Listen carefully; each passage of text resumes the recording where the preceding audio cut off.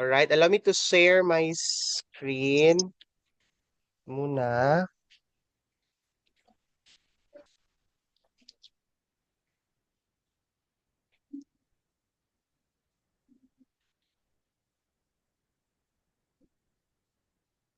Sige, alright.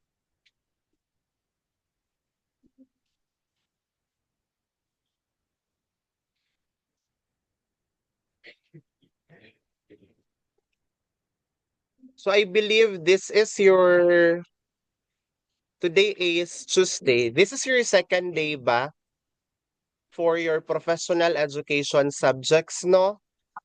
We already started, no, our professional education nga mga review sessions. Tapos na tayo sa general education subjects. Now, ano yung gidiscuss previously sa inyo? Teaching profession ba ang na-discuss sa inyo?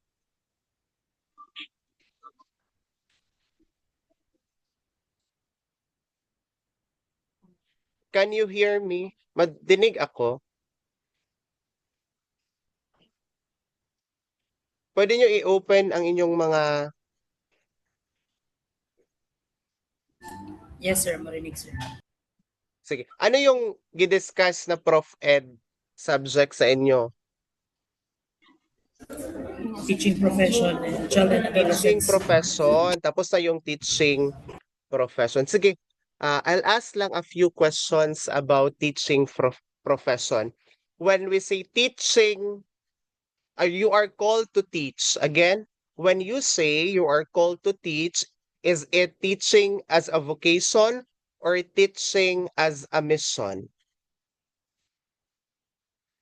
Again, once a teacher was called or is called to teach, ano yun siya? Teaching as a mission or teaching as a vocation?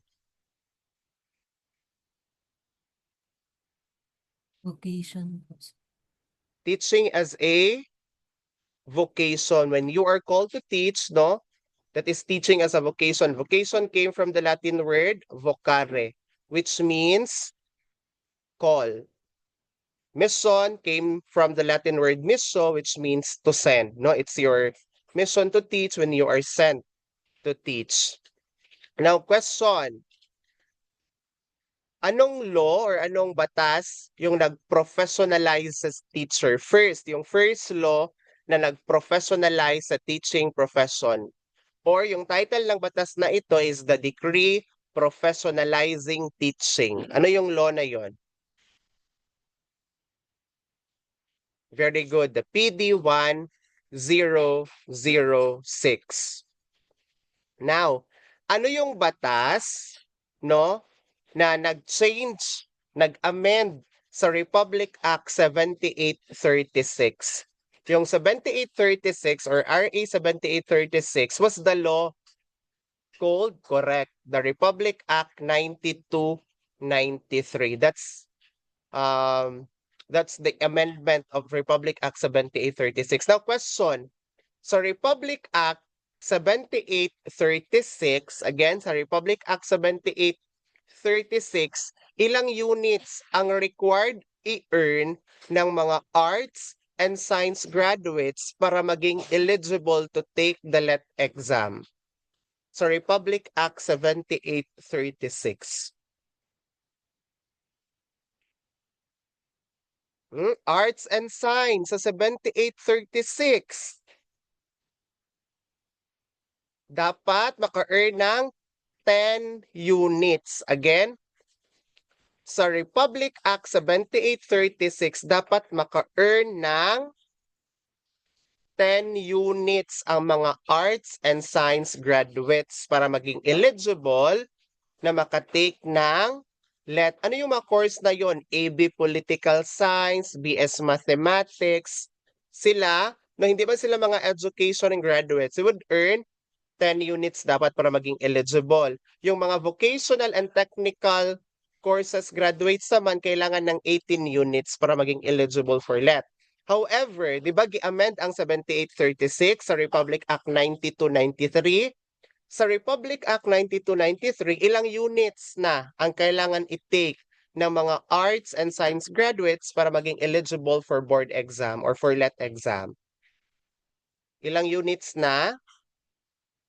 Parehas na sila sa technical and vocational courses graduates, 18 units. Now, may tinatawag na para teachers. Ano yung mga para teachers?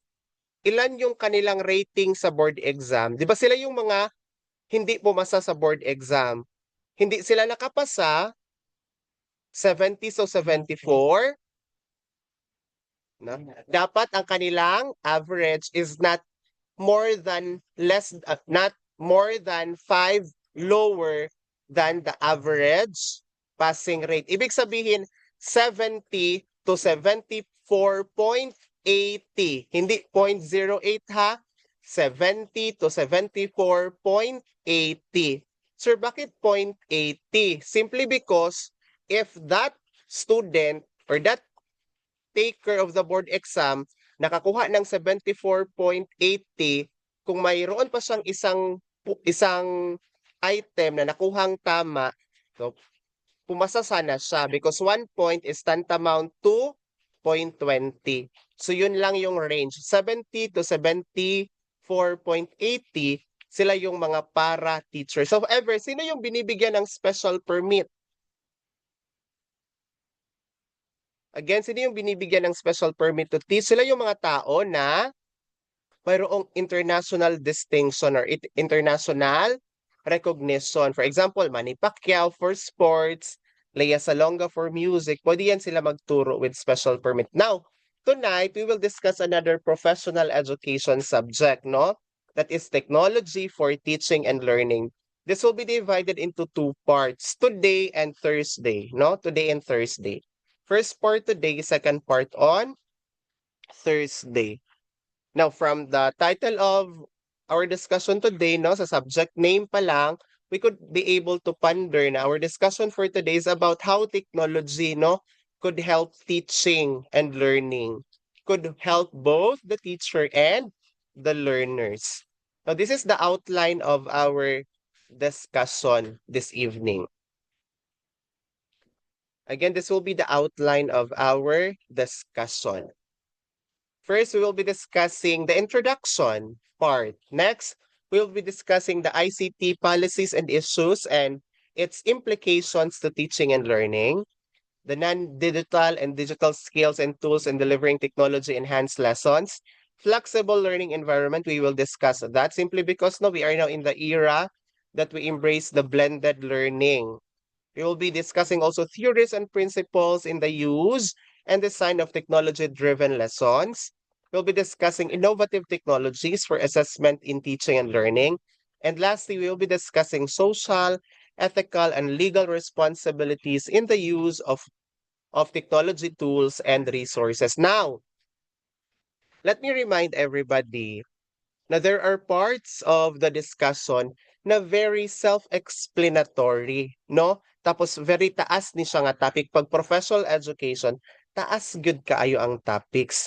So pasadahan lang to natong mga part na self-explanatory. Let's focus sa mga technical jud nga mga parts of the discussion.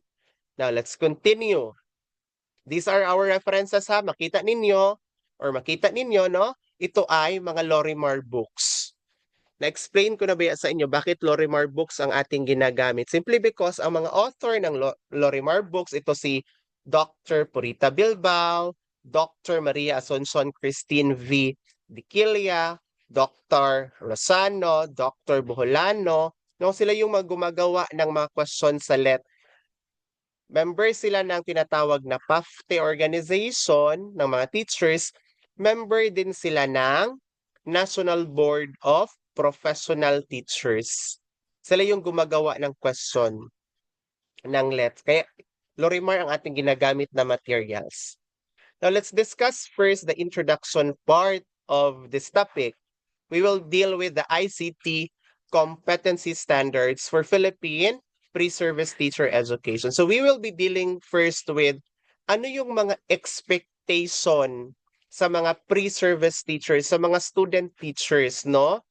In terms of their ICT skills. Ano yung mga standards na kailangan nila ma-met to be labeled as competent sa paggamit ng ICT. So the program outcomes daw for teacher education degrees in the Philippines states that every future teacher should demonstrate proficiency in the development and utilization of information and communications technology to promote quality teaching and learning process. So ibig sabihin, yung mga future teachers, mga pre-service teachers dapat proficient, dapat magaling sa pag-develop at paggamit ng mga ICT resources. Pag ICT, ano yung kabuuan yan?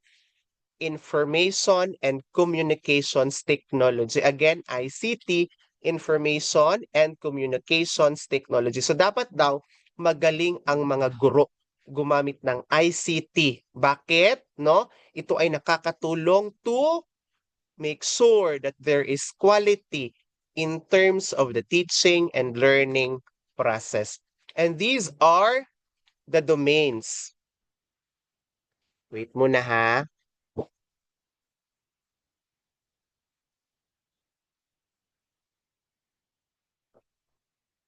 Again, these are the domains of the competency standard for pre-service teachers in terms of their competency in using information and communications technology. First, we have domain number 1. Ano itong domain number 1? Understanding ICT and education. Meaning, no, if isa kang pre-service teacher, no, you dream of becoming a teacher, dapat you understand, na iintindihan mo na ang ICT ay nakakatulong. It supports teaching, it supports learning, and it supports to achieve educational goals. Again, dapat ang isang teacher ay naiintindihan niya na ang ICT ay nakakatulong. It supports education in general. That's domain number 1. Domain number 2, curriculum and assessment.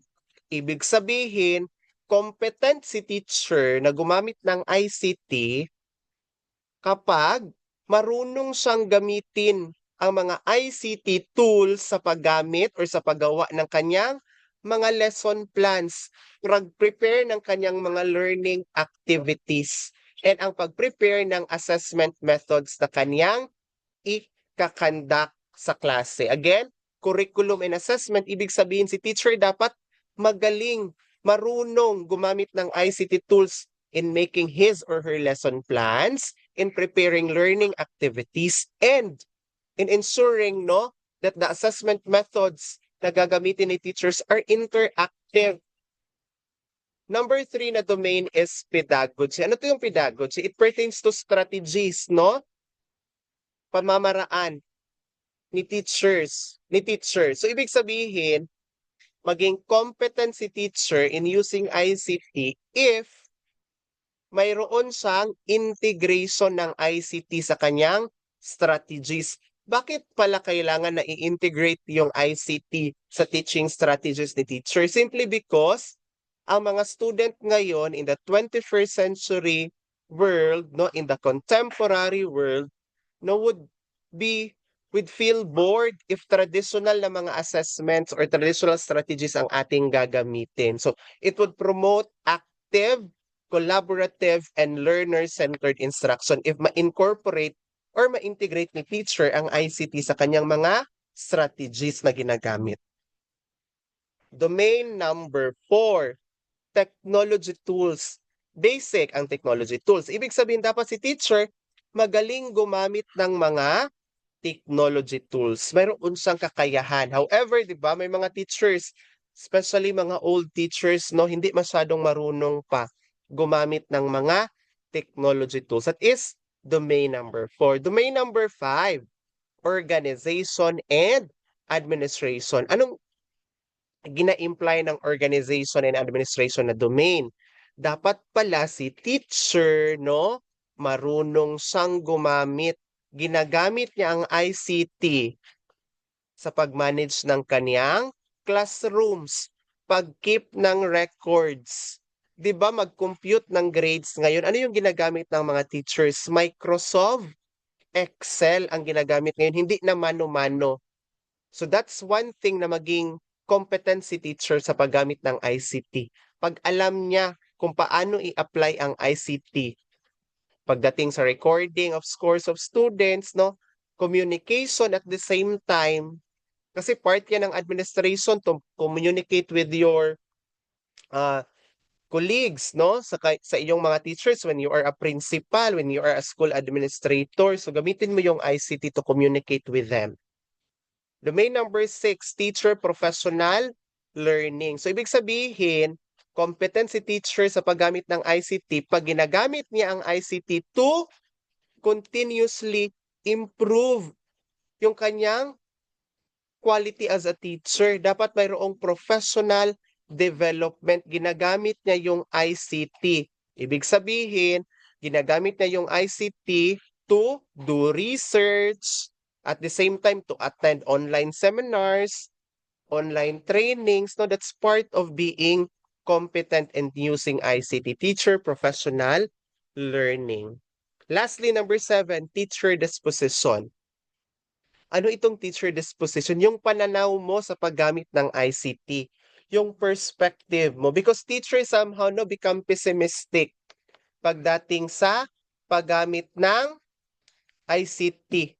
Mahimot lang tapulan ang mga bata. No, magiging tama daw ang mga bata pag gagamit tayo ng mga gadgets, mga technology. Hindi dapat ganun yung ating perception as teacher. We should have a positive outlook, positive attitude towards using ICT or technology in general. And dapat din, no, i-consider natin ang ating ethical responsibility sa paggamit ng technology ng ICT. Ano ba yung isa sa mga very common na ethical issue pag ginagamit natin yung ICT? Yung plagiarism. No, when we use information not coming from our own, no? I-cite natin yung ating mga references. That's part of teacher disposition in terms of competency sa paggamit ng ICT. Now, let's discuss this part. Ito yung PPST the Philippine Professional Standards for Teacher. Ito na ba yung ginagamit ngayon? NCBTS before, no? The National Competency-Based Teacher Standards. That is NCBTS. Ngayon, PPST na. Ano pala yung sinasabi ni PPST in terms of ICT, in terms of technology? So, ang PPST is out of the DepEd Order 42 series of 2017. Again, remember ha, pag DepEd Order number 42 series of 2017, that is Philippine Professional Standards for Teacher. So base sa PPST, dapat daw ang mga fresh graduates, no, yung mga bagong graduates ng education program, dapat mayroong skills in the positive use of ICT. So dapat alam kung papaano gamitin ng tama ang ICT to facilitate teaching and learning. Kailangan din mayroong kakayahan to use, to develop, and to select. Dapat mamili ng tama. Simply because, no, hindi ibig sabihin na if may available ka na ICT tools dyan, that would mean effective. Because i-consider mo man anong types of learners meron ka. So you have the skills to select. You also have the skills to develop at gamitin yung iba't ibang teaching learning resources including US ICT to address learning goals. So ito yung expectation sa inyo as fresh graduates, I mean sa atin. Again, ito yung expectation sa atin ha as fresh graduates. Magkaroon tayo ng skills in terms of the positive use of ICT. At hindi lang basta-basta gamit ng ICT ha. Dapat we need to become reflective kung effective ba yung ICT na ating gagamitin, no? With the kind of learners that we have. Now, aside from PPST, mayroon ding tinatawag na International Society for Technology and Education. Ano pala itong International Society for Technology and Education? Isa itong international organization for educational technology. So itong International Society for Technology and Education, no, nag-impose din siya ng standard. 'Di ba yung topic natin today is technology for teaching and learning. So it could be used by both teachers and students. So sa International Society for Technology and Teaching, no, nag-impose siya ng standard for teachers and for students. So isa-isahin natin. For teachers, expectation or it is expected na dapat si teacher marunong sa pag-operate ng technology at sa konsepto ng technology na kanyang ginagamit. Again, ano yung expectation sa teacher pagdating sa paggamit ng technology? Alam niya kung paano mag-operate. Alam niya rin yung concept of technology na kanyang ginagamit. Dapat din si teacher may alam sa paggamit ng technology in terms of planning and designing the learning environment and experiences. Ibig sabihin, gamitin ni teacher yung ICT sa paggawa ng lesson plan, sa pag-ensure, no, na yung learning experiences ng mga bata, it's the experiences that they really need to learn. Expectation din na gamitin ni teacher yung ICT, no, sa kanyang pagtuturo sa teaching, learning, and at the same time sa curriculum. Expectation yan sa teacher. Kailangan yan i-meet ni teacher para sabihin na siya ay magaling, na siya ay marunong sa paggamit ng ICT. For students, on the other hand, mayroon pa itong number 4 to number 6 for both teachers and students. Unahin muna natin ito na slide. For students, expectation din or expected din na through technology, si students maging creative and maging innovative. Through technology also, students, no, is expected to better their communication skill, no, to refine. And at the same time, expectation din sa student, no, na mag-collaborate sila using technology. And at the same time, no, it is expected sa student, dapat ma-meet ito na student na mga standard, ha, na magaling sila sa research and in terms of information fluency. For teachers, continue tayo sa number 4 to number 6 na standards for teachers. Dapat gamitin din ni teacher. Ito, no, is connected doon sa mga domains na i-discuss ko kanina. So number 4, for teacher, expected na dapat gamitin nila sa assessment and evaluation yung technology. And dapat din, no, number 5, productivity and professional practice, di ba, doon sa domain, gamitin niyo yung technology ni teacher, no, for his or her professional practice, sa kanyang continuous professional development. And at the same time, di ba, yung sa positive disposition ni teacher, pagdating sa technology, no, i-consider yung ethical, social, legal, and human issues sa paggamit ng ICT. Sa students naman, no, it is expected na through technology, ma-improve ang kanilang critical thinking, ang kanilang problem solving, and decision-making skills. And students also are expected, no, to become responsible digital citizen pagdating sa paggamit ng ICT. And yung common sa teacher and sa students, no, na standard na inimpose ng International Society for Technology and Education is technology operations and concepts. So it is expected, no, sa student and teachers na marunong gumamit ng technology. Now proceed tayo sa lesson 2. Understanding the basic concepts in ICT. So ito yung mga terminologies, no, pagdating sa ICT. I-define natin sila and i-simplify natin para mas maintindihan. Number 1 na terminology is technology. Pag sinasabi nating technology, it is both a process and a product. Again, kasi ang misconception pag technology, Yung product lang. When we see a cell phone, that's technology. Pag nakita natin yung laptop, that's technology. Pag nakakita tayo ng TV, that's technology. Yun yung ating misconception. But, i-correct natin yan sa na misconception. We need to assimilate this new information, no? Ang technology is both the process and the product. Ano yung ibig sabihin ng process and product? Process means how you apply the knowledge. Again, process how you apply the knowledge. The method how you apply the knowledge, that is process, that is still technology. Yung product mismo na nagawa mo out of the application of the knowledge, that is still technology.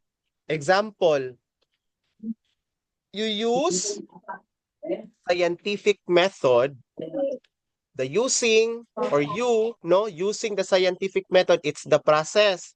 Technology yan sa yung paggamit mo ng scientific method. Sa paggamit mo ng scientific method, nakakreate ka, nakagawa ka ng mobile app. Ang mobile app as the product, technology din yan siya. Again, pag technology both the process and the product. And pag technology, hinumduman or tandaan, hindi lang yung mga nagangailangan ng kuryente. Share is a technology. Because yung paggawa ng technology, kailangan yan siya ng knowledge. So the application of knowledge, yung paggawa mismo ng chair, process, technology yan siya. Yung chair mismo na product, it's technology.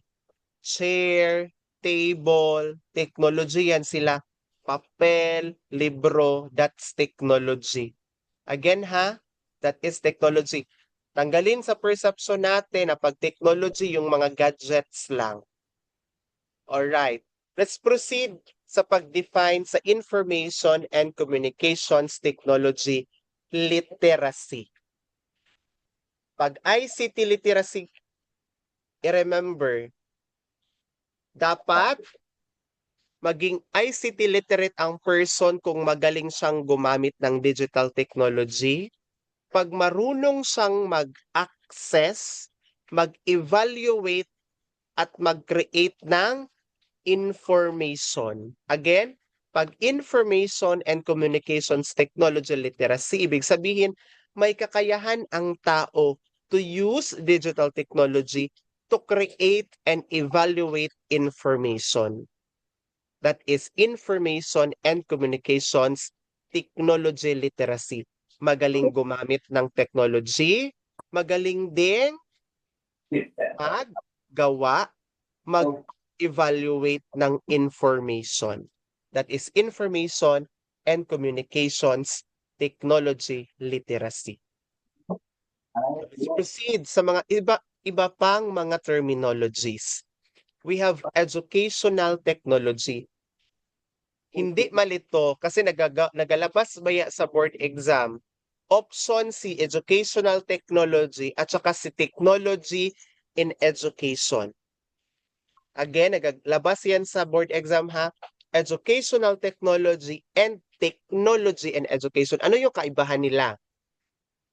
Pag educational technology, ito yung mga bagay na ginawa talaga na ang purpose is for education. Again, pag educational technology, mga bagay na ginawa for the purpose of education per se. For example, libro. Yung libro, ginawa for the purpose of education. Ballpen, lapis, ano pa ba? We have notebooks. Ginawa yan siya for education. That is educational technology. Technology in education, on the other hand, ito yung mga ginawa na mga bagay that would supplement, that would just simply help. For example, in a classroom, ano yung kailangan? Kailangan ng chairs, kailangan ng tables, kailangan ng electric fan para well ventilated ang classroom. It would help enhance the teaching and learning process.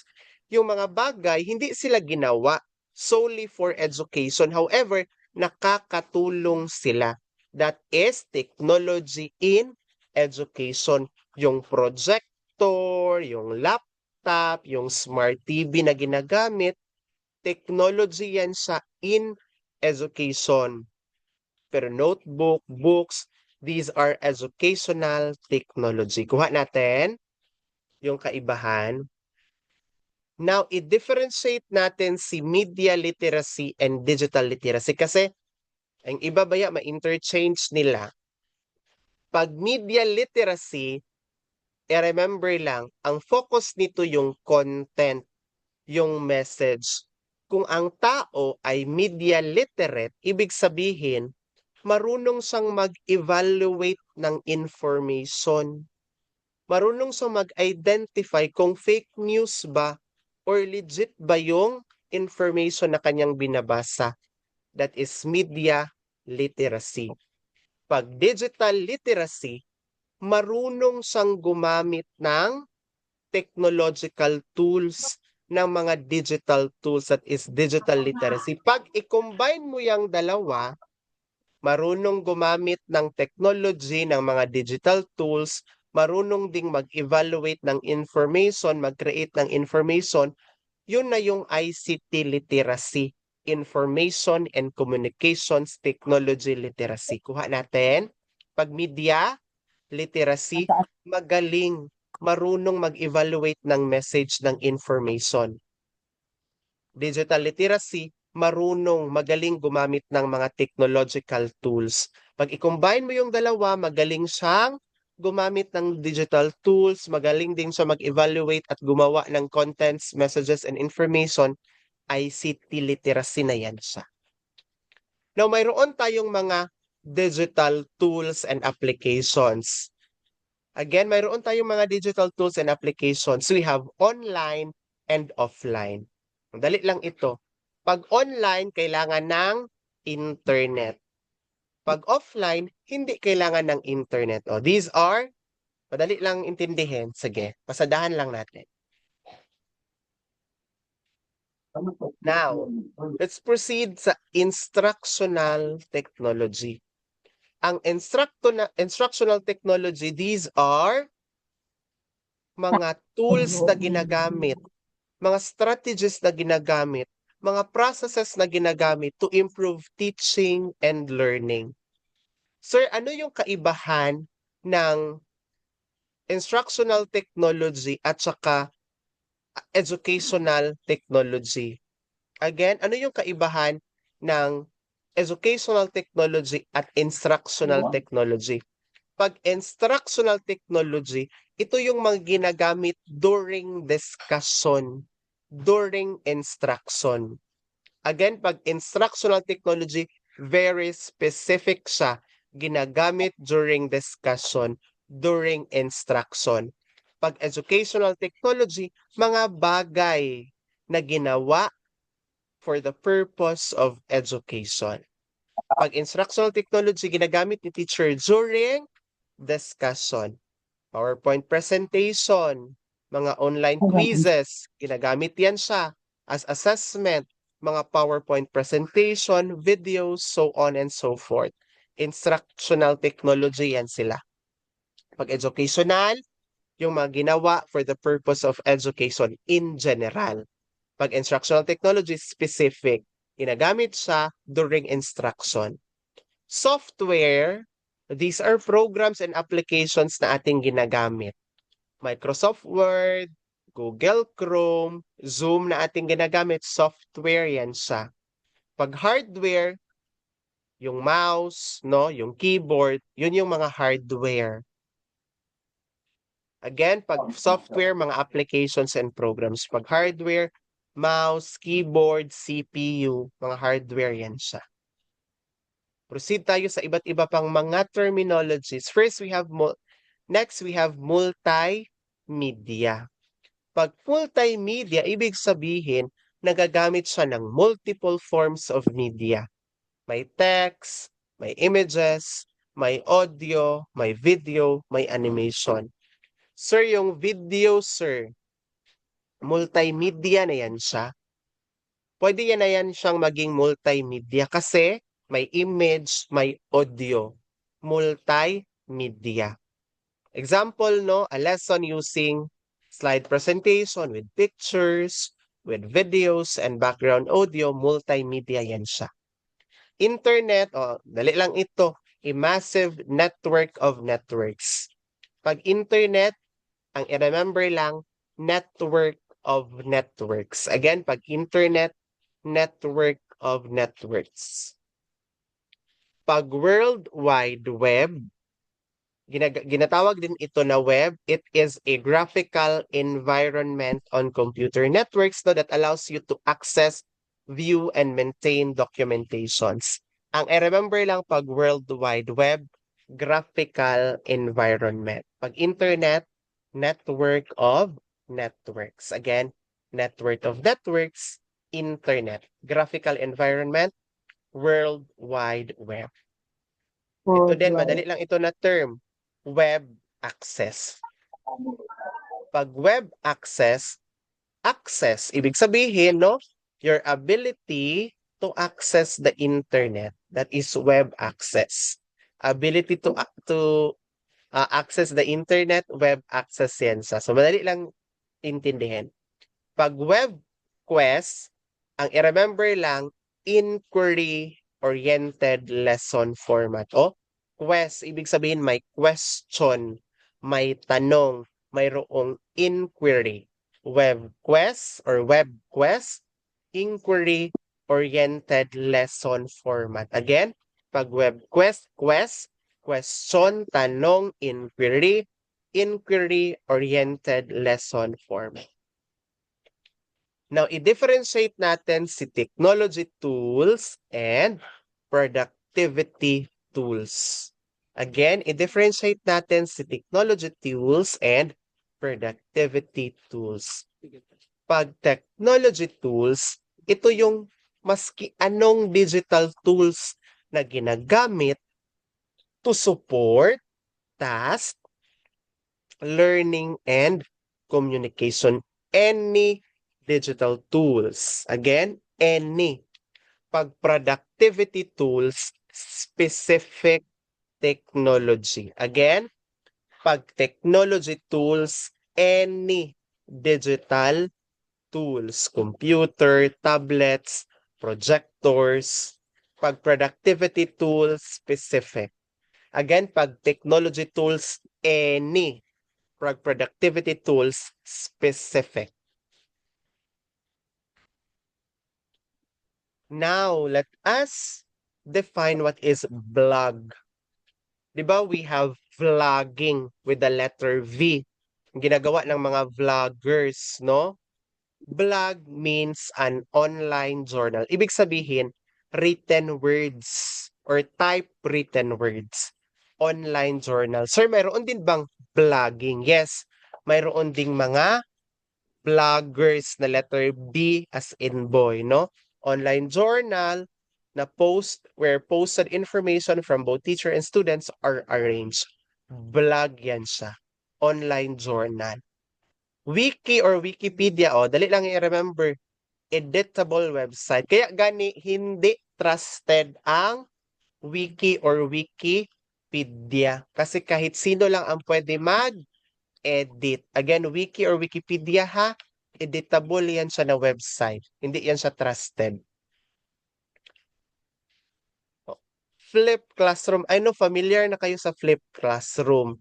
Yung flip classroom, reverse yan siya. It utilizes a reverse instructional delivery where teacher is required to use web resources as a homework or out-of-class activity as initial instruction of the lesson.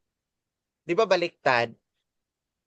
Ang regular na ginagawa, si teacher mag-discuss sa klase, tapos magpagawa ng assignment sa estudyante.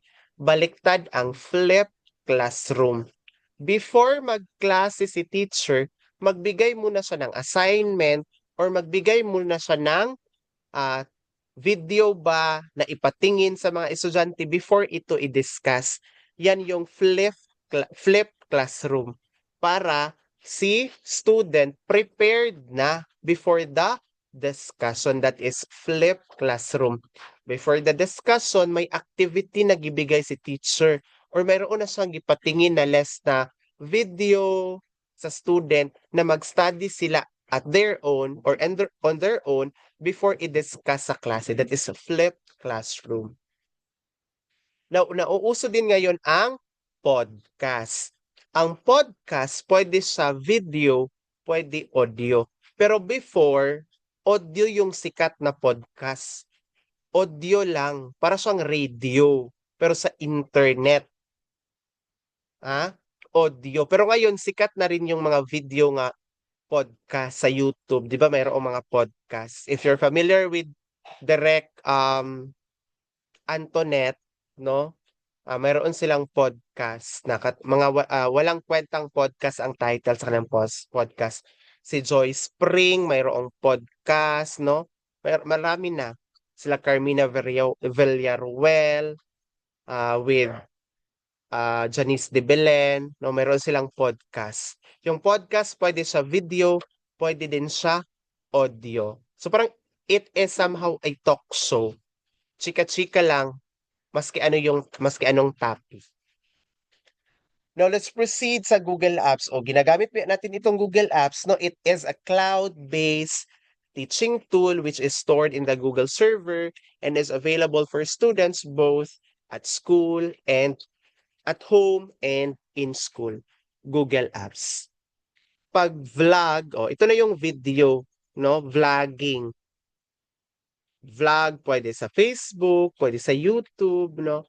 Vlog. So video na siya. Yung blog, journal, online journal, text lang, typewritten text.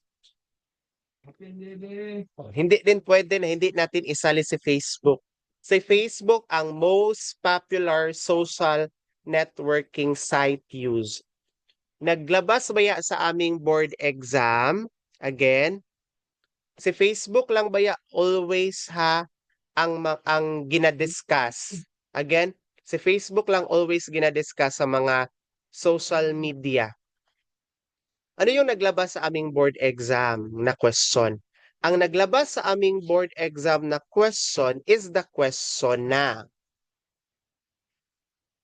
Yung question na naglabas sa aming board exam, ano daw yung most downloadable app during the pandemic? Kayo daw magsagot. Ano yung most very good TikTok? Hindi man na-discuss sa amin si TikTok.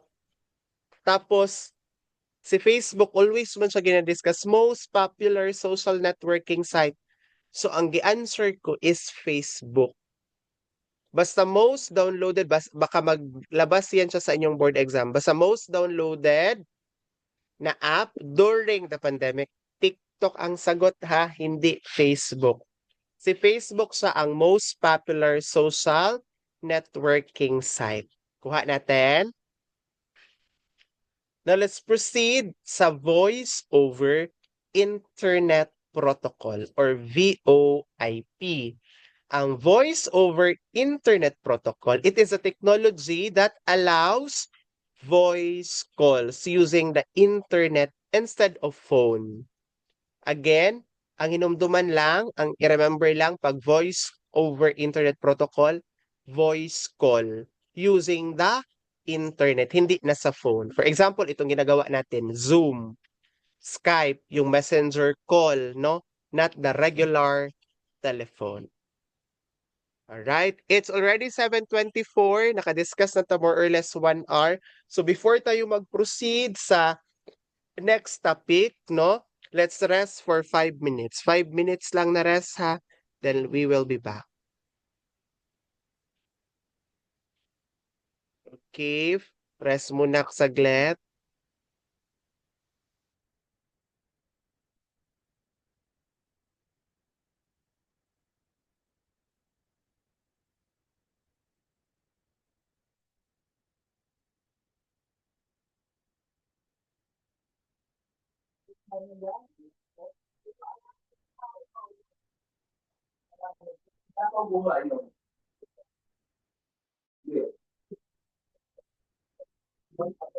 Ang ka dut sabon amiro pang.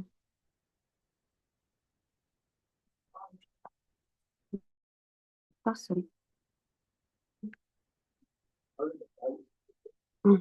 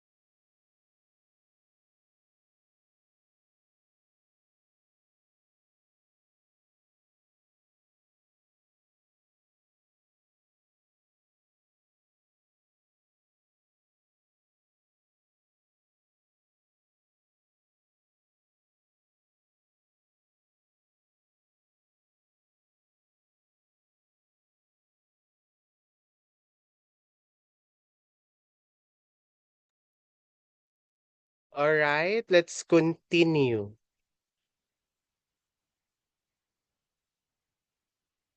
Tuloy tayo.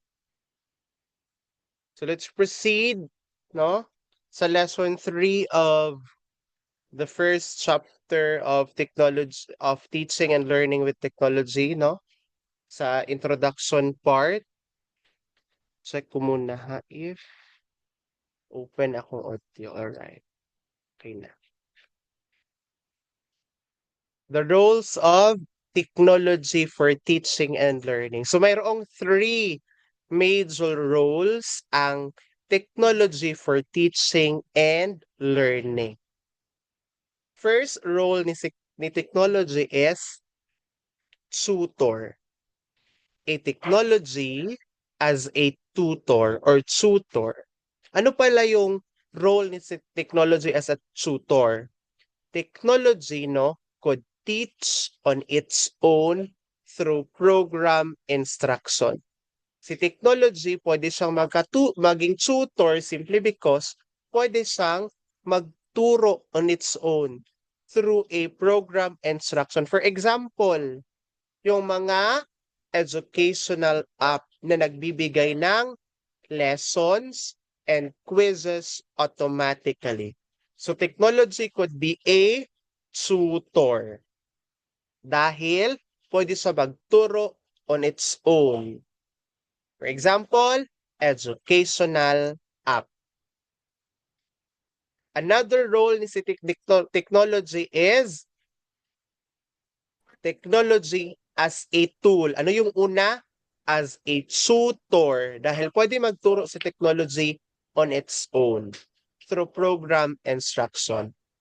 Technology as a teaching tool, ibig sabihin, technology could be used, no, to assist the teacher in delivering lesson. For example, you use PowerPoint presentation. You use projector. You use smart TV during class discussion. So naka-assist, nakatulong yung technology kay teacher para ma-deliver ang lesson. Technology as a tutor, ang technology mismo ang nag-deliver ng lesson. Technology as a teaching tool, nag-assist lang, nagtulong lang, ginamit lang ang technology ni teacher, pero si teacher pa rin ang nagturo. Technology as a learning tool, ibig sabihin, ang technology pwedeng gamitin ni student to learn actively and independently. For example, yung paggamit natin ng Google Classroom during the pandemic time, no? We use Google Classroom, mag-post si teacher ng video doon, tapos studyhan, tingnan natin yung video, we'll watch the video, no? Study kung ano yung nasa video, tapos pagawain tayo ng reflection. That is technology as a learning tool. Ginagamit ng student to learn independently. Ano gani yung topic natin tonight? Technology for teaching and learning. So si technology, no, ginagamit siya ng teachers and learners. So let's start sa teachers.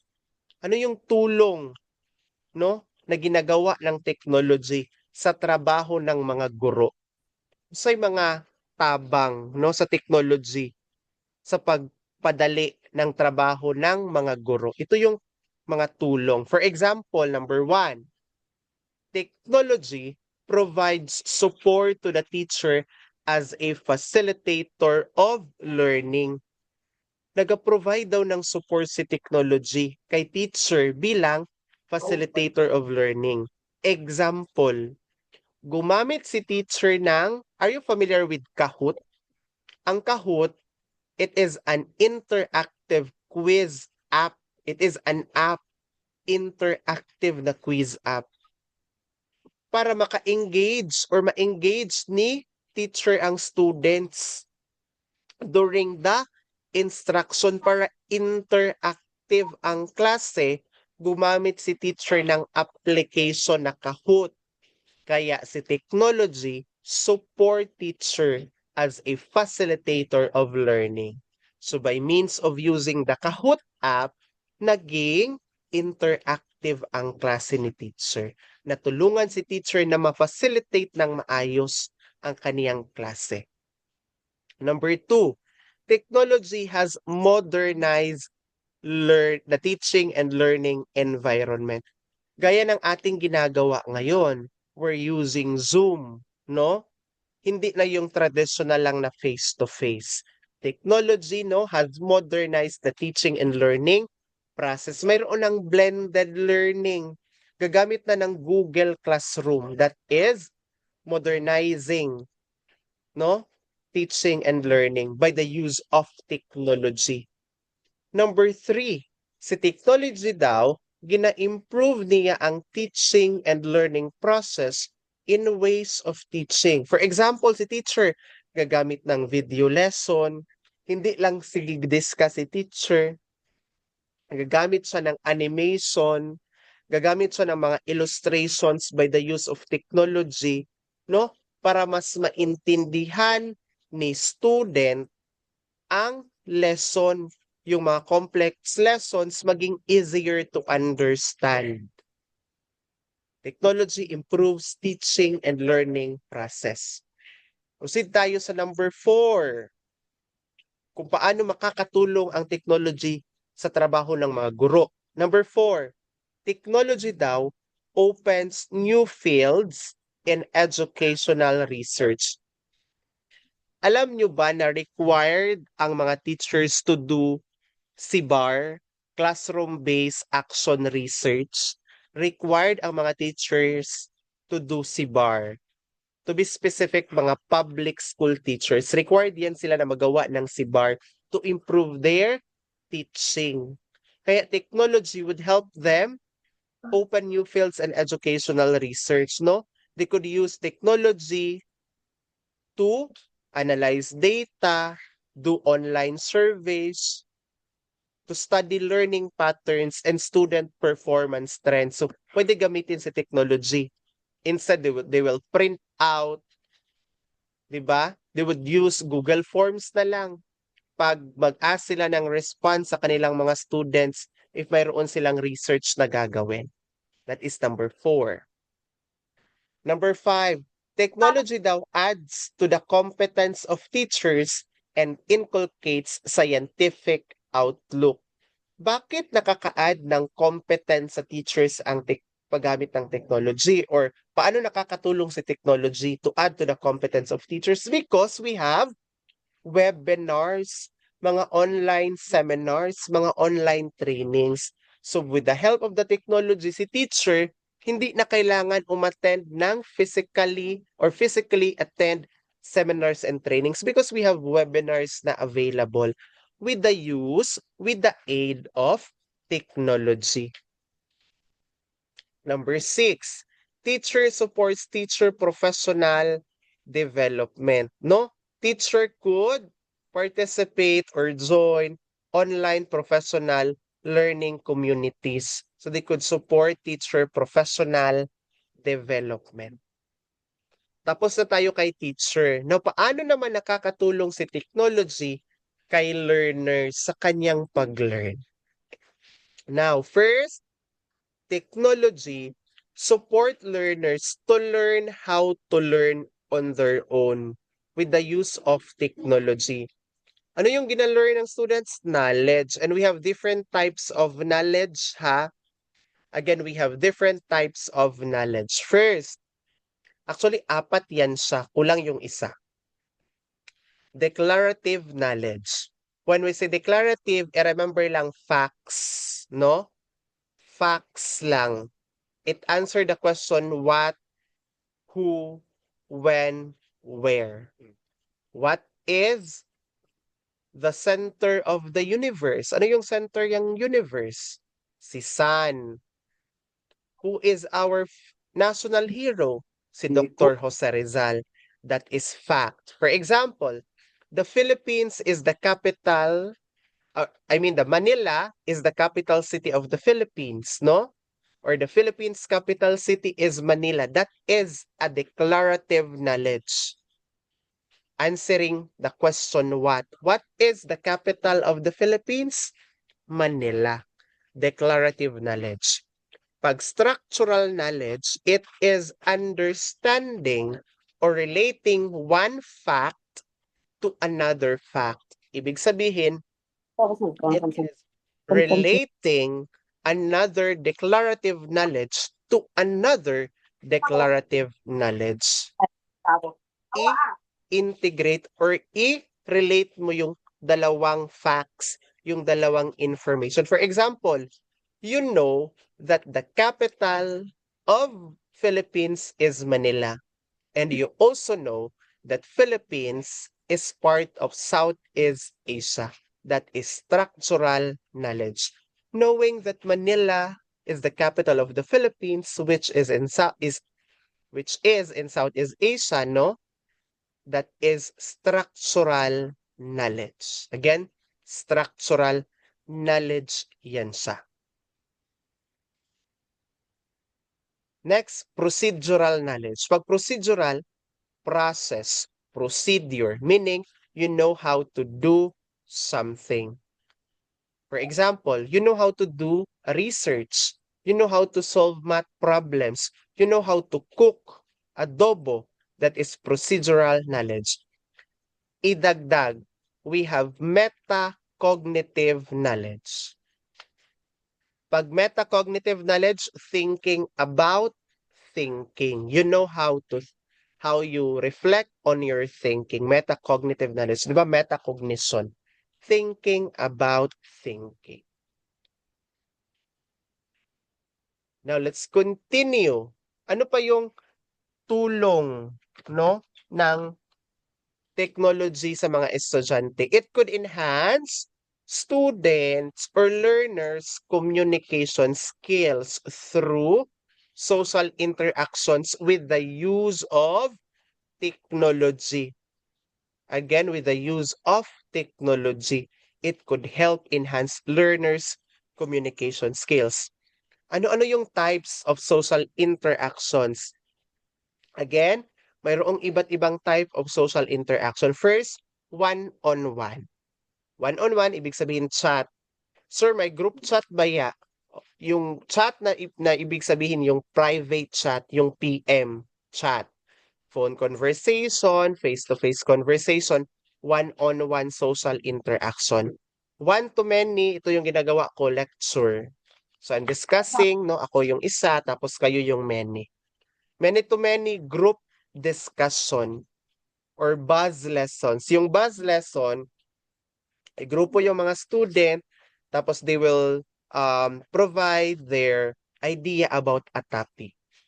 And ang social interaction could be done through technology, around technology, and with the support of technology. Ano yung kaibahan? Yung social interaction done through technology, ibig sabihin, gigamit talaga yung technology para magkaroon ng social interaction. For example, email. Gigamit yung technology para makasend ako ng message through email, through WhatsApp. Yung paggamit natin ng Zoom ngayon, social interaction or nagkakaroon tayo ng social interaction through technology. Gigamit natin yung technology para magkaroon ng social interaction. Ano naman yung social interaction around technology? Around technology, ibig sabihin, pinag-uusapan ang technology. Nagkaroon ng technology, nagkaroon ng social interaction dahil pinag-uusapan ang technology. Interaction happens about or inspired by technology. For example, mayroong application na ginagamit. Tapos, may nakita kayong problem doon sa application and you discuss about that application. You discuss about that technology. That is social interaction around technology. Again, around technology, yung technology ang pinag-uusapan. through technology, nakapag-usap kayo using the technology. Yung with the support of technology naman, social interaction with the support of technology, ibig sabihin, tumulong lang yung technology para magkaroon kayo ng interaction. Hindi mismo yung technology ang pinag-uusapan, hindi mismo ginamit ang technology para magkaroon ng usapan.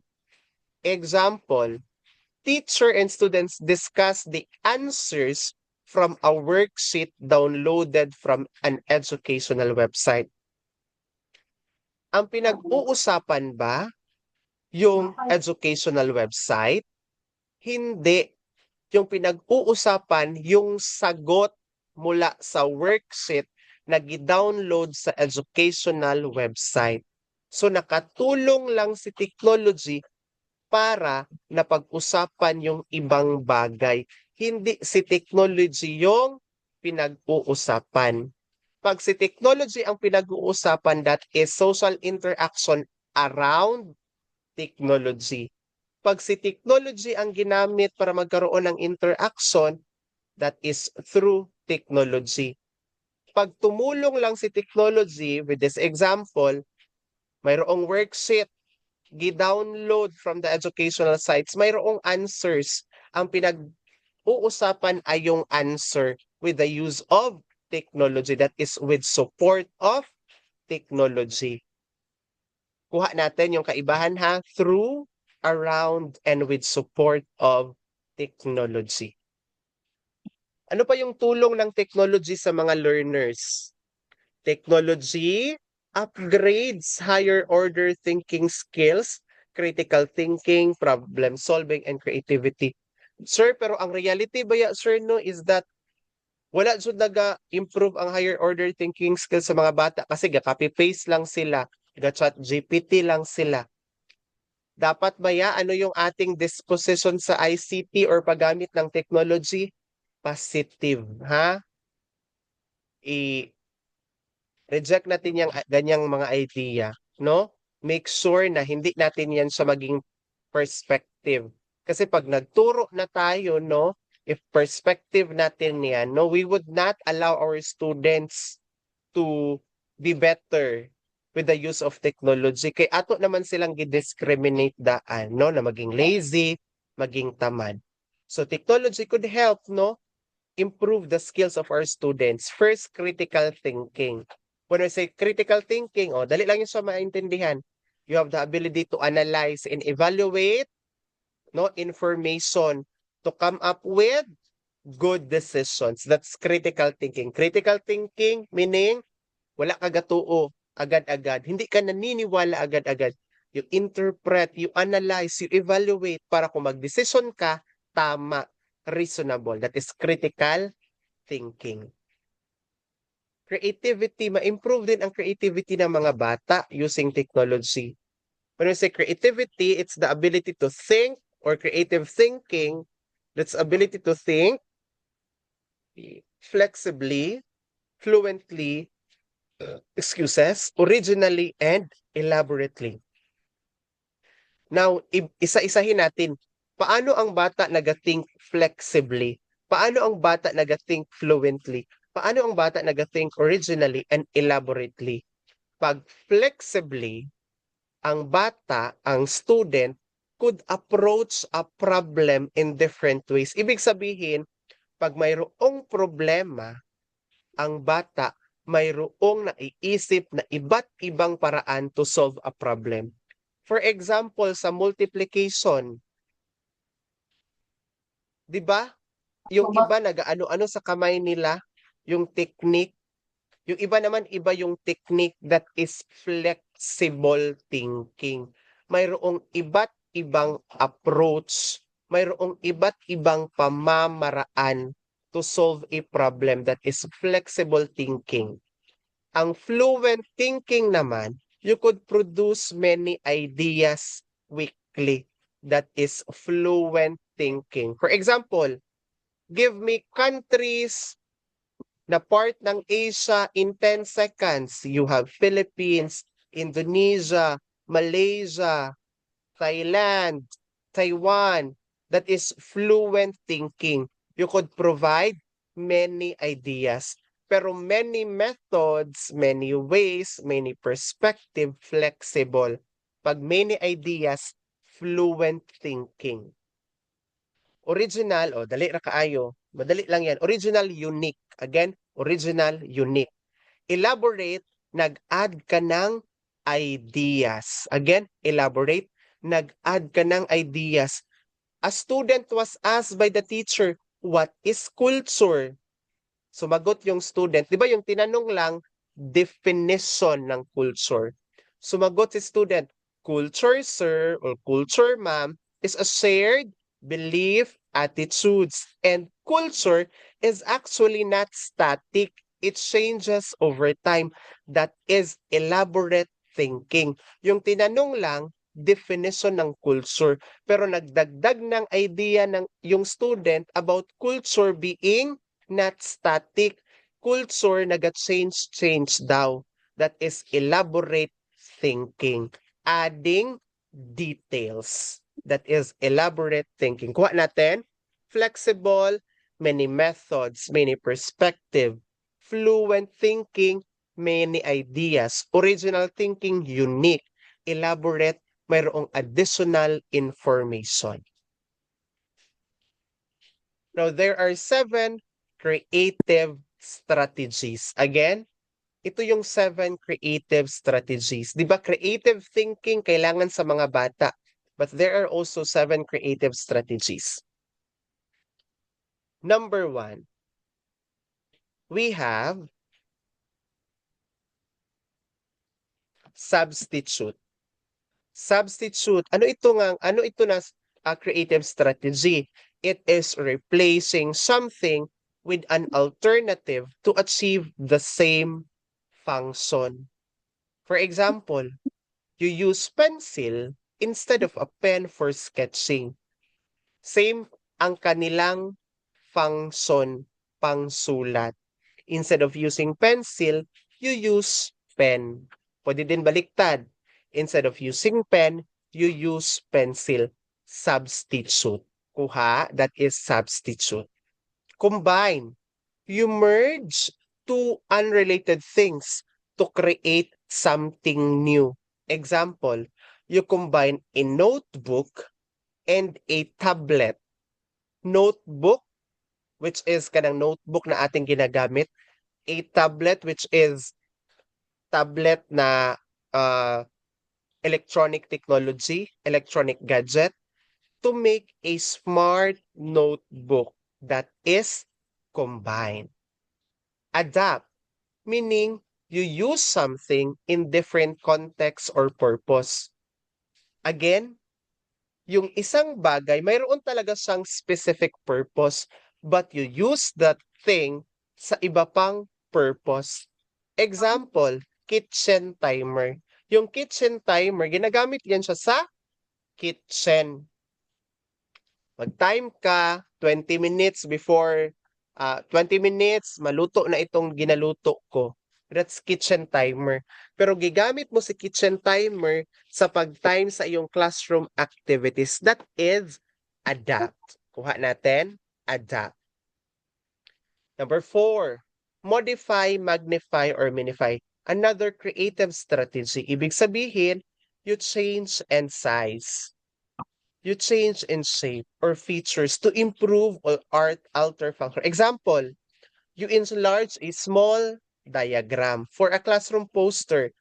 Gi-enlarge mo siya, or it's either gipaliit mo siya, that it's magnify, minify, or modify. Kuha natin ha. Dali lang yan siya, si magnify, minify. Number 5, put to another use, meaning you find new purpose for something. Example, parang recycling ba? Put to another use. Yung old ladder, ginamit mo siya as bookshelf. Yung old na hagdanan, gigawa mo siya as lagayan ng libro. That is putting something to another use. That is a creative strategy. Kuha natin. First, number 6, eliminate. Eliminate You remove, you reduce, or remove, reduce, eliminate. Dali ra kaayo, no? Ang iyang clue. Parts to simplify or improve. For example, no, you cut unnecessary steps for a classroom procedure to save time. Katong mga dili na hindi na kailangan, no? You cut it, you remove it to save time. Reverse. Reverse means turning things around or use the opposite approach. Di ba the regular thing, pag na-discussion, introduction yung una before conclusion. So yung iba, no, ginagamit nila conclusion muna before introduction. Yung iba din, di ba pag discussion, i-discuss muna yung concept before magbigay ng example. To be creative, ibigay muna yung example before yung explanation. That is reverse. Kuha natin the 7 creative strategies. Now, proceed na tayo sa chapter 2. Lesson 1. Mga different policies and issues on internet and yung mga implications ng mga policies na ito, implications ng mga issues na ito to teaching and learning. Pag sinasabi nating policy, no, or law, it is a course of action adopted by the government. Again, pag policy, it is a course of action adopted by the government. Palisiya, no? Balaod, batas. When we say ICT policies, ito yung sinusunod na roadmap, no? Pagdating sa paggamit ng ICT. Again, ito yung roadmap na ginagamit, ito yung roadmap or mga batas, no, na ginagamit na may kinalaman sa paggamit sa ICT. And pag sinasabi nating ICTs, no, we have 3 main areas. Telecommunication, broadcasting, and internet. Pag telecommunication, more on cellphone, telephone, broadcasting, yung sa television, radio, pag internet, gamit ating mga laptops, ating mga computers, even our cell phones, no? Part yan siya sa internet. Kaya our cellphone is using man internet data. Now, let us differentiate this different new ICT technologies, no? Mayroon tayong 3 major new ICT technologies. Number 1, we have information technology. Ano itong information technology? Nagagamit siya ng computer and software. Again, pag information technology ha, ang i-remember, gagamit ng computer and software. Examples are online grading system, yung Microsoft Excel, word processing, Google Classroom, part yan siya ng information technology. Gagamit ng computers at ng software. Telecommunication technologies on the other hand, no? These are tools to send information over distance.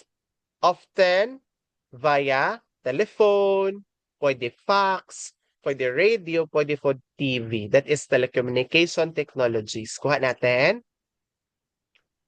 Networking technologies, on the other hand, these are technologies that connect devices for communication and data exchange. More on the computers than itong networking technologies. Example, internet, mobile networks, satellite communication. That is networking technology. In terms of policies, pagdating sa ICT, mayroong ahensya na naatasan ang gobyerno for that. That is DICT, Department of Information and Communication Technology. So sila yung gagawa ng mga guidelines, no, sa paggamit natin ng ICT. At mayroon tayong tinatawag na ICT for Education. Isa itong programa under the DICT, no, that supports all efforts of the education sector in incorporating ICT. Madali lang ito maintindihan, pasadahan lang natin. ICT and Education Master Plan, the National Framework Plan, no, Basic Education. Dali na siya maintindihan, no? Open Content and Education Initiative, it's conversion of DepEd materials. Yung DepEd materials, gawing multimedia content, maging online content yung mga DepEd materials. Ang FedNet, it is a secured, restricted platform, no, called a walled garden to provide educational teaching and learning materials. So, gina-produce ito ng ICT, ng DICT. Bakit hindi ko ito gina-explain masyado? Hindi ito galabas sa board exam pagdating sa Prof-Ed. Kasi yung galabas ba sa Prof-Ed, mga situational questions ba yan, no? Pang Gen Ed man ito na mga concepts. I mean, part siya ng Prof-Ed somehow, pang general education kay for remembering lang man. Situational ba yan ang Prof-Ed? Equality program, no, sa DICT para mag-improve daw ng quality education. So on and so forth. So, dito tayo sa issues. Ito ding mga issues, no, ng ICT, in terms of ICT, self-explanatory ito masyado, no? Sige, later na lang. Explain ko sa inyo. I would share with you something later. Sige. Freedom of expression and censorship. Isa ito sa problema, issue, no, in terms of using ICT because somehow i-abuse ba natin ang ating freedom of expression, no? Our rights for freedom of expression na mayroon ba ang limitation, hindi ba absolute, no? So dapat we make sure, no, that we use our freedom of expression responsibly, no? Hindi natin ma-violate yung community standards. Privacy and security issue din ito, no? Because, no, we should protect our personal information. Uso ba yung phishing? Phishing meaning it's a process wherein kunin yung mga personal data mo, no? Issue din yan siya. Privacy natin and security. Yung pagkuha ng ating mga information, gamitin yung ating identity, tapos mag-scam sila, no? Issue yan siya. Surveillance and data retention, it's monitoring online activities, no, and storing data which may affect privacy rights. Excuses. Diba si Facebook, even Google, no? Mayroon tinatawag na algorithm. Alam na nila, no, yung ating mga activities, ano yung gina-search natin na videos, ano yung gina-search natin na information. No, it could be an issue in the near future, no? Could affect our privacy. Issue din yung e-pollutants and e-waste. Ibig sabihin, yung mga environmental hazards sa ating ginagamit na electronic device. Matagal ba ma-decompose itong ating mga electronic device tapos dali lang masira, di ba? Pag masira siya, it would take so long years, no? Imagine how many gadgets na ang nasira. Tapos, matagal yan siya mag-decompose. It is also an issue in terms of ICT. Old computers and phones, it could leak harmful chemicals pag ilabay natin or itapon natin maski saan. Now, ano ang implications nito, no, sa teaching and learning? Ano yung mga implications nito? Yung mga policies and issues. First, ito yung mga iba't ibang risks, ha? First, exposure to inappropriate content. For example, online pornography, no? Extremism, yung mga violent na mga contents, no? Mga racist language. Ito yung mga risks. Paggamit natin sa ICT, may mga inappropriate contents, no? Mga online pornography. Risk yan siya. It's very self-explanatory. I know that you know these things na already. Lifestyle websites na yung mga self-harm, suicide sites, hate sites, cyberbullying, no? Receiving sexually explicit image, privacy issues, health and well-being. Simply because, no, when we tend to use our social media, no, our gadgets, sobra-sobra na, it could also affect our health and well-being, not just our physical health, even our mental health. There is a study gani no that shows the person who use Facebook in a longer hours, no, they would feel sad. Mas sad sila simply because kita man good if we post online, no, mga happy things baya ato ang gina-post. We post things that would make us so proud. So mao na ang mga available contents online, mga positive contents. Unya ikaw, sige ka watch ng mga online post sa Facebook, tapos ga-face pa jud ka og problem, you would think na better yung life ng iba kaysa sa'yo. That is why there is a study saying na the more time you spend scrolling sa Facebook, the sadder you became. I mean, the sadder you become, no? Kaya limit lang yung ating paggamit. Now, ano pa yung iba't ibang risk? Prolonged exposure to online technologies, particularly at an early age, no? Bata pa. Mayroon ng sakit sa mata simply because, no, prolong yung exposure nila sa cellphone, sa computers. Isa din yan siya sa risks, no? Addiction to gambling and gaming. O, uso yan siya ngayon. Addict sa ML, sa Dota. Tapos ngayon, mayroon pang yung mga gambling sites, 'di ba? Scatter. Yung iba nagkautang-utang na dahil diyan. That is one of the risks also theft, no? Pag-scam, fraud, phishing, viruses, trojans, mga spywares, sirain niya yung gadget mo, yung mga trojans, viruses, social pressure, isa din yan siya. Same sa sinabi ko kanina, 'di ba? Yung iba nag-post always travel sila, yung iba nag-post sa kanilang mga achievements, tapos ikaw ma-pressure ka. That is another risks. Now, ano naman yung mga minor misuse of ICT? To be specific sa students, ha? Mga minor use. Minor misuse pala. First, plagiarism. Copying information into assignment. Sige, wait muna. Excuse me. Ano yung kaibahan ni plagiarism and ni copyright infringement? Pag plagiarism, mayroon kang kasalanan sa author. Again, pag plagiarism, mayroon kang kasalanan sa author. Bakit? Mayroon kang nabasa, napakagandang statement. Gi-copy mo without citation. Hindi mo gicite kung sino yung nagsabi na author, sino yung sumulat na author.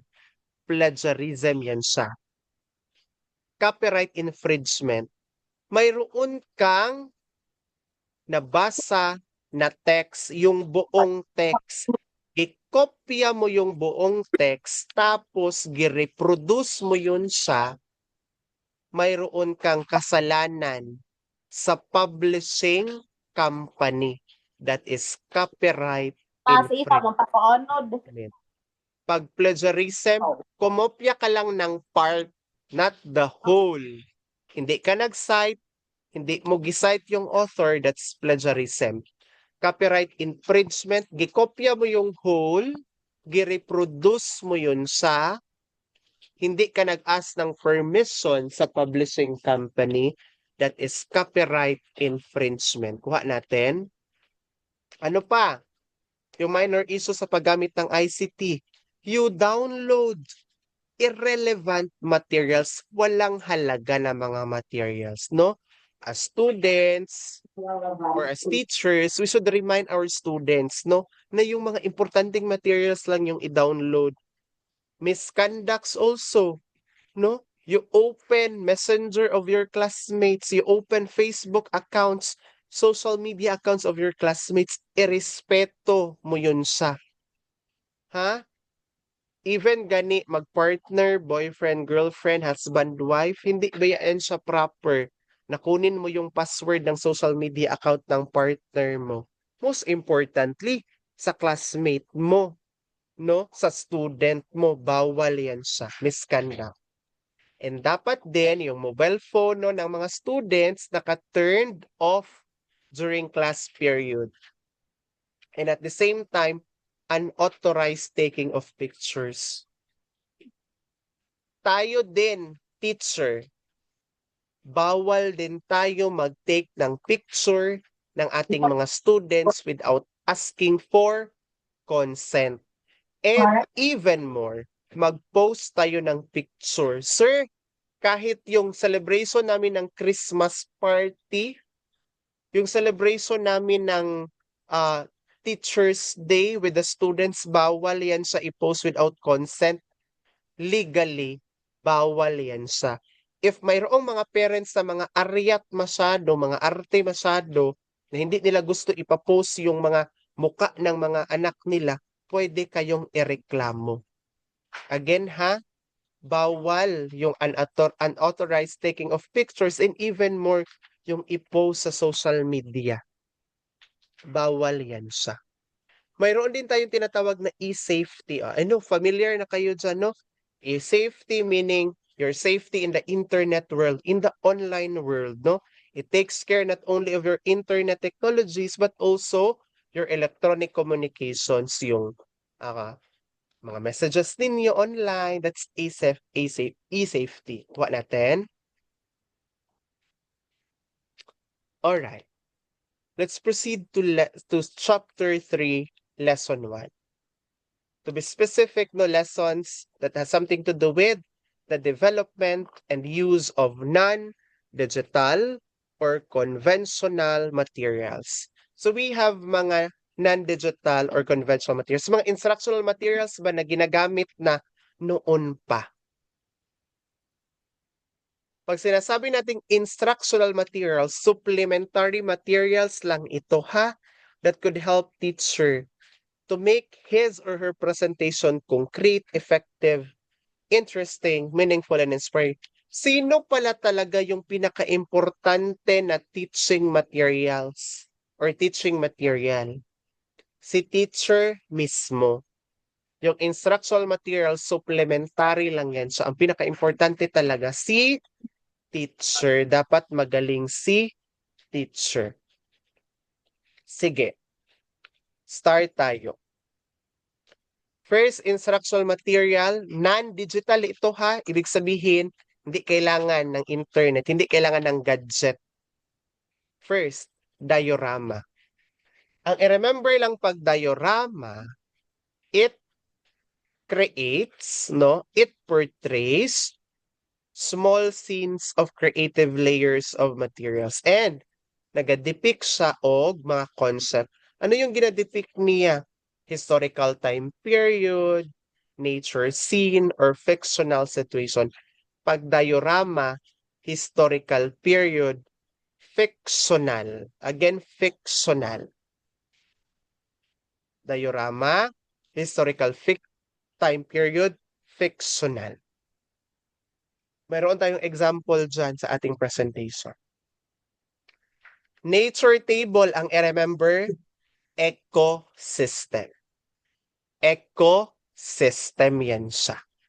Nature table. Again, ecosystem. It shows a picture of an ecosystem. That is nature table. Gapakita siya ng scene related to ecosystem. Nature, ecosystem. Pag diorama, historical time period, fictional. Fictional si diorama ha. Pag nature table, ecosystem. O ito, writing board. Pwede whiteboard. Pwede din chalkboard. Sir, instructional material pala si writing board. Yes, nakakatulong yan siya kay teacher during discussion, no? Magsulat si teacher. Pero karon no, hindi na kayo masyado ginagamit yung mga writing board. Kasi mayroon namang smart TV, PowerPoint presentation na lang. Bihira na lang yung mga teacher nga gasulat pa sa board. Flip chart. Ang i-remember lang pag flip chart, no? It is a large tablet or a pad of paper. Yung parang notebook ba na ma-flip. yung mga pages niya. And usually nasa tripod or nasa stand. Flip chart. It's a large tablet or pad of paper na ma-flip-flip yung kaniyang pages. Next instructional material, we have the zigzag board. Ano yung zigzag board? Ang i-remember, mayroon siyang 3 or 4 rectangular boards. Again, ano yung zigzag board? Mayroon siyang 3 to 4 rectangular boards. Oh, it's easy to be folded and carried. Zigzag board. Mayroon siyang 3 or 4 rectangular boards. Next, we have wall display. Ano itong wall display? It is a collection of many different types of items and materials put up on a wall, naa sa wall. Pag wall display, asa gani, naa sa wall. And it would make, no, the display more interesting and informative if different types of items ang imuhang ibutang. Wall display, sa yun lang, naa sa wall. Another pod na display, rope and pole display board. Pag wall display gani, nasa wall. Pag rope and pole, nagagamit pod sa og rope og pole. Gamit sa PC and pole. With the example, no, on our presentation. Yan yung rope and pole display. This board consists of 2 parallel horizontal poles and at the same time, no, naasay rope. Dito ginabutang ang mga pictures, images, no, mga art pieces, rope and pole display board. Now, there is a guideline to be followed on designing sa paghimo sa mga non-digital instructional materials. Again, mayroong mga guidelines na dapat gamitin to make mga conventional or non-digital instructional materials. Ano yung first guideline? Dapat mayroong unity. Ibig sabihin mayroong one idea. Unity, one idea. Remember ha, unity, one idea. Kuha natin, unity mayroong one idea. Remember, unity, one idea. Simplicity. Oh, mayroon na, nandiyan na yung clue. Simple and easy to recall. Ibig sabihin, yung ideas at relationship ng ideas, simple lang and easy to recall. Hindi siya complex.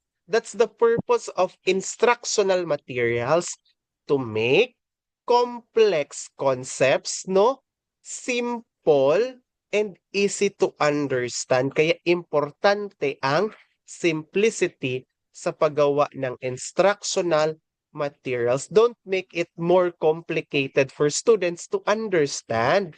Kaya ganin ay instructional materials to help teachers, no, for students to easily understand complex topics. Simplicity. Legibility is also important to consider. Dapat ang text big and readable. Dapat mabasa. Legibility. Kuha. Legibility. Next, Readable. consistency.